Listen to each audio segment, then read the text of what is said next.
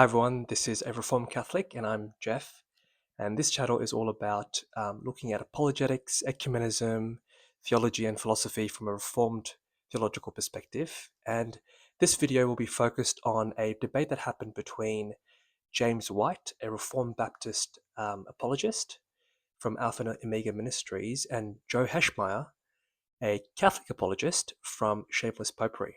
This video will pick up on a few crucial interactions in that debate that happened a little bit more than a month ago. And I think the topic that was discussed was, is the Mass a propitiatory sacrifice? Although most of the debate seemed to focus on the Eucharist itself. Now, when I first watched this debate, I actually thought Heschmeyer won the debate, since he was simply the better debater on the night. But having watched it a few times now, my opinion has changed a bit. But especially his arguments in the cross-examining of White was quite weak. I felt as though there was significant overreach or exaggerated claims being made that I wanted to address in this video. Let's have a look at the first clip. You want to go through how far? Through 25.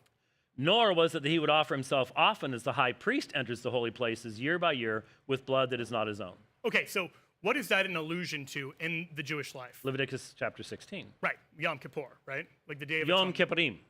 Sure.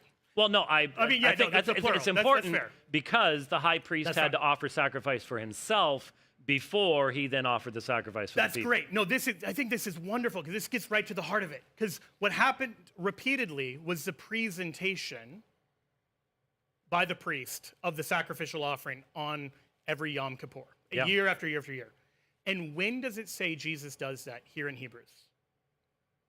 When does it say Jesus does When does he what? fulfill what Yom Kippur prefigured? On the cross. Read it again. When Christ entered into where? Well, yeah, he Entered heaven itself. Did that happen on Good Friday? No, it didn't happen on Good Okay, Friday so 43 because days later. he rises from the dead Mm-hmm. and then ministers to his disciples. When does he enter into the holy place in verse 24? Well, there's question. Here, Heschmeyer points out that since the work of Christ wasn't finished on the cross in a technical sense, it is ongoing in his ascension, his intercession, and in the representation of the one sacrifice of Christ. And I think this is really important because Roman Catholics do not believe that Jesus had to die over and over again or has to die over and over again in the Mass. In fact, Roman Catholic theology says that Jesus died once, but when the Mass is done over and over again by a priest, Christ's sacrifice is being represented in some sense, offering some propitiation. And I think White correctly points out that Christ's work actually transcends the Levitical categories, and the kind of parallels that Joe Heschmeyer seems to draw is a bit exaggerated. For example, Christ actually sits down, which the high priest could never do. So it's really hard to draw exact parallels to Leviticus and the Old Testament system, but I think there are still some parallels there. But what I wanted to focus on was that Heschmeyer exaggerates the claim that the data in Hebrews ties with the Catholic teaching of the Mass. And I'm going to list 3 reasons why. The first is the mediation or intercession of Christ is automatic and guaranteed. What Hebrews has in mind is the ongoing effect of the one sacrifice of Christ. And this once-for-all sacrifice includes the offering of the sacrifice, the sprinkling of blood, which has happened in the past when Christ entered the Holy of Holies. It's not a continual representation, but a single presentation that was made when he entered the heavenly sanctuary. An easy way to demonstrate this is in Hebrews chapter 9. The writer contrasts between the Old and New Covenant. In the Old Covenant, the sprinkling of blood on the people and the tabernacle was necessary. Immediately after that, in verse 25, he says very clearly, "Nor did he enter heaven to offer himself again and again, the way the high priest enters the most holy place every year with blood that is not his own." Notice here that it is not just the entry that happens once. The offering itself after the entry also happens once. The sprinkling or the application also happens once. Now, Heschmeyer might say that the word offer here only refers to the initial entry into heaven, but the parallel being drawn here is that both the entry and the sprinkling is one event. Christ ascending into heaven, him entering the Holy of Holies, him offering and sprinkling his blood to purchase forgiveness for all of us is a single, unseparated event. So Christ did it once on the cross and also once in the Holy of Holies. The parallel drawn here between Hebrews 9 doesn't allow Heschmeyer to break up the initial entry and the ongoing representation of that sacrifice through the Mass. Remember, for Roman Catholics, they have to say the entry happens once, but the actual presentation of that sacrifice happens over and over again. But Hebrews simply does not allow you to do that. Hebrews 9 simply has a tight parallel between the multiple entries and presentation of blood in the Old Covenant and the single entry and the single presentation in the New Covenant. And it feels like Heschmeyer needs to introduce an artificial division within the one event, which is his entry and presentation of a sacrifice. And he needs to introduce that artificial separation for his argument to work, and we simply cannot see this in Hebrews. The second point I wanted to make is that let's just grant for a moment that Heschmeyer is right, that Christ is continually representing his sacrifice. The problem is that Hebrews says nothing about the Eucharist being part of that mechanism. Not ever, not even once. I think this is perhaps the most significant leap of faith that Roman Catholic apologists have to make in Hebrews. The intercessory and mediatory work of Christ is automatic and independent from human involvement. It is automatic because his perfect sacrifice guarantees it. It doesn't rely on the Mass. It is independent because it doesn't require a priest or anyone else to bring that into effect for the church. Christ does it by himself without taking anyone else as a counterpart or without anyone else intervening or helping or being an instrument. It's him and him alone from his incarnation all the way to his death, burial, resurrection, ascension, and presentation of the one sacrifice. The third issue that I have with this, and I think this is the issue that White also had, is the use of the word propitiation. And I accept that the Eucharist is a sacrifice, and I'll cover that in the second half of the video. But Heschmeyer argues that it is propitiatory in the sense that it needs to be applied again and again. Not that Christ has to die again, but the presentation of that sacrifice has to be applied multiple times. The problem with that is that the sprinkling of blood is actually tied to baptism, not the Eucharist in Hebrews. In Hebrews 10:22 we read, "Let us draw near to God with a sincere heart and with the full assurance that faith brings, having our hearts sprinkled to cleanse us from a guilty conscience, and having our bodies washed with pure water." Now here the word sprinkling is used again. Our consciences are cleansed and our bodies are washed in baptism. But importantly, this full assurance is brought by faith. And I think if we follow this logic, Christ's propitiatory sacrifice is received and applied at conversion. It is received by faith and baptism. It is not received over and over again through the Eucharist. I think Hebrews is entirely sacramental. That is not my problem. But I think Roman Catholicism has picked up the wrong sacrament to attach the application of Christ's finished work. Now, let's look at another clip from the second cross-examination. An ability to give peace. Okay. And I guess I'm trying to understand, if every Christian before the year 1500 that we can find believes in this, is your belief Believes in what? the propitiation of the Mass? Well, We again, don't have any counterexamples. You have your definition of Hebrews, and that's going up against me quoting, no known Christian before 300 believes in anything other than this. and I noticed that when you Heschmeyer seems like a respectful, erudite, and skilled debater, but he makes some lofty claims here that I think are not really historical, especially his claim that there was no view apart from transubstantiation before 300. But I think this is really a gross exaggeration. Let's see what Tertullian has to say in Against Marcion. Having taken the bread and given it to his disciples, Jesus made it his own body by saying, "This is my body." that is, the symbol of my body. There could not have been a symbol, however, unless there was first a true body. An empty thing or phantom is incapable of a symbol. He likewise, when mentioning the cup and making the new covenant to be sealed in his blood, affirms the reality of his body. For no blood can belong to a body that is not a body of flesh. Here, I think a good Roman Catholic apologist could say that Tertullian's point is that it is not just a symbol, or they may argue that for his contemporaries, the word symbol had a more fuller, tangible meaning. But by no means is this a settled matter, as if to say that there are no examples that a Protestant can appeal to.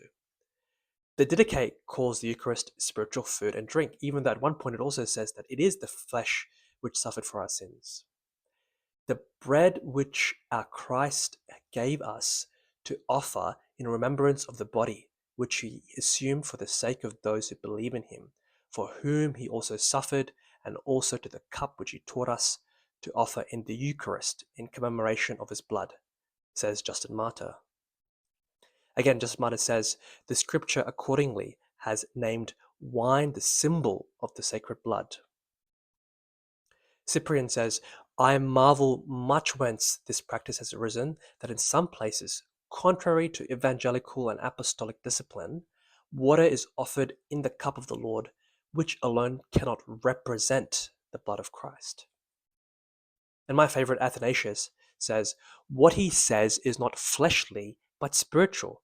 But how many would the body suffice for eating, that it should become the food for the whole world? But for this reason he made mention of the ascension of the Son of Man into heaven, in order that he might draw them away from the bodily notion, and that from henceforth they might learn that the aforesaid flesh was heavenly eating from above, and spiritual food given by him. Now, when reading quotes like this, Protestants often get accused of quote mining, which is the idea that we pick and choose and we kind of apply our modern Protestant thinking to those quotes, which I think can be true sometimes. But I think many Roman Catholic apologists are equally guilty of making anachronistic arguments where they apply their own developed arguments for Catholicism back onto the Church Fathers.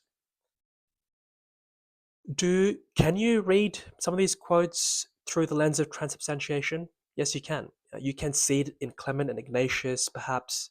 Catholics will often say it is a symbol, but it is more than just a symbol when presented with such quotes.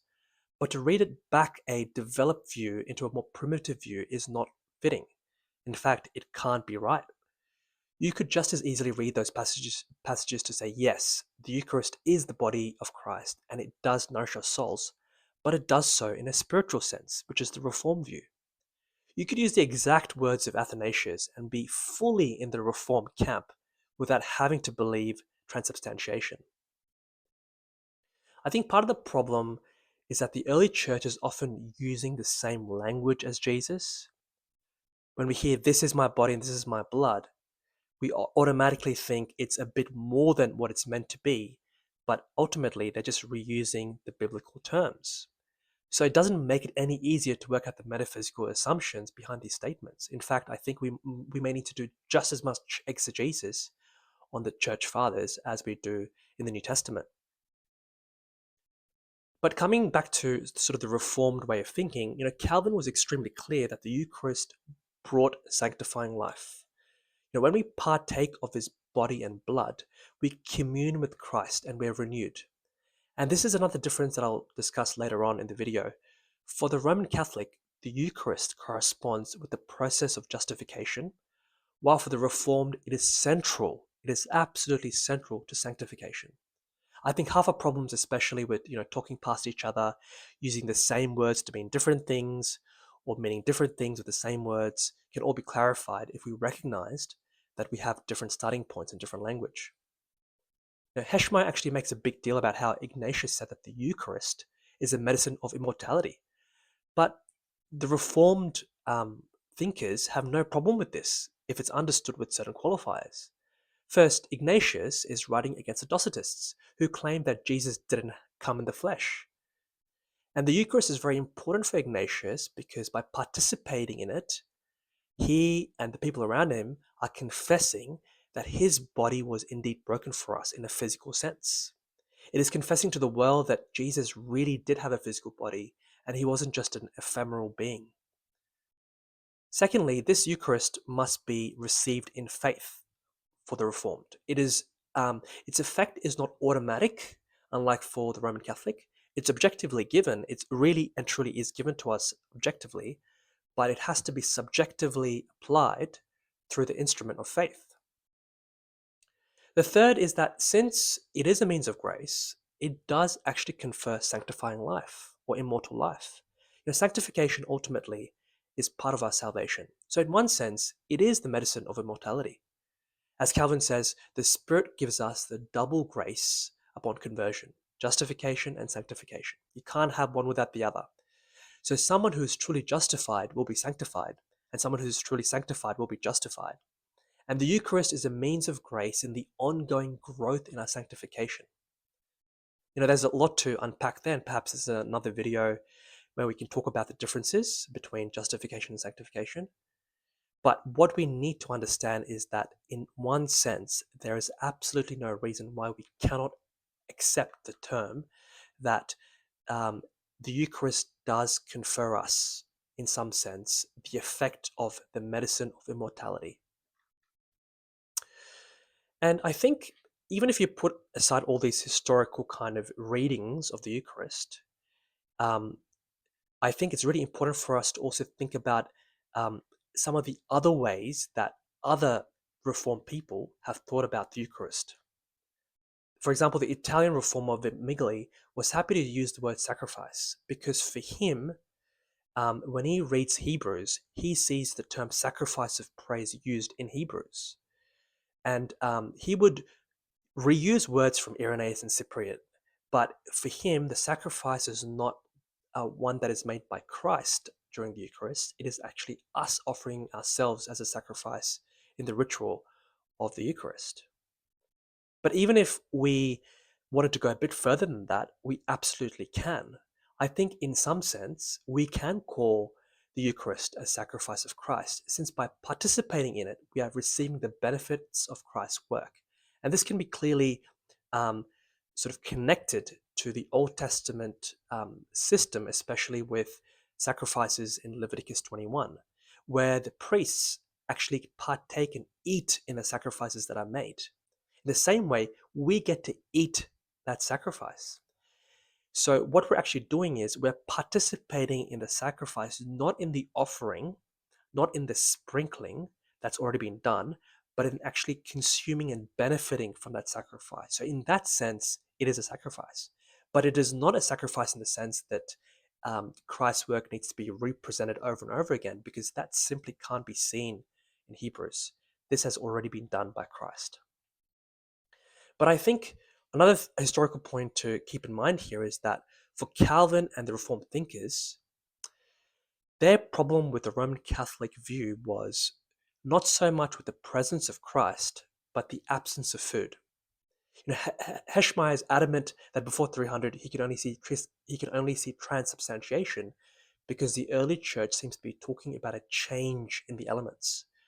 For him, change must mean that the bread and wine disappear and what is present is body and blood alone. But here's a question. Is the change one of addition only, or is there also subtraction going on? Remember, the issue is not whether Christ is present. I think Roman Catholics and the Reformed can agree with that.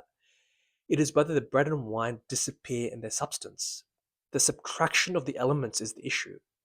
And we simply do not see this kind of change that is being talked about in the early church writings. Can transubstantiation be developed from these early church statements? Sure, in some way you can. You can appeal to Newman's methodology of growth and development of doctrine. But what I actually think is that it is not an organic growth. I think the Reformed view provides you with a much more modest, organic approach to reading the Church Fathers as it corresponds to the Eucharist. So I think there is more than one way or there's more than one way to read the writings after the New Testament. You could also get the spiritual presence view, and I think it's just blatantly an exaggeration to say that transubstantiation is the only view you can get out of some of these quotes, because I think a lot of these documents are overdetermined by nature. There are more than one way to interpret them. And the question is, how clearly can we link it to the Bible, and how clearly can we articulate it without adding additional doctrines which are then made mandatory for the faith? And I think the Reformed faith is just a bit more modest. It doesn't make these lofty claims. I think it just makes a little bit more sense. But I think we'll have to do a whole series on the Eucharist at some other point to clarify some of those nuances. Thank you for watching. If you liked it, please hit like and subscribe to this channel. That'll help this channel and this video reach more people. Thank you again, and God bless.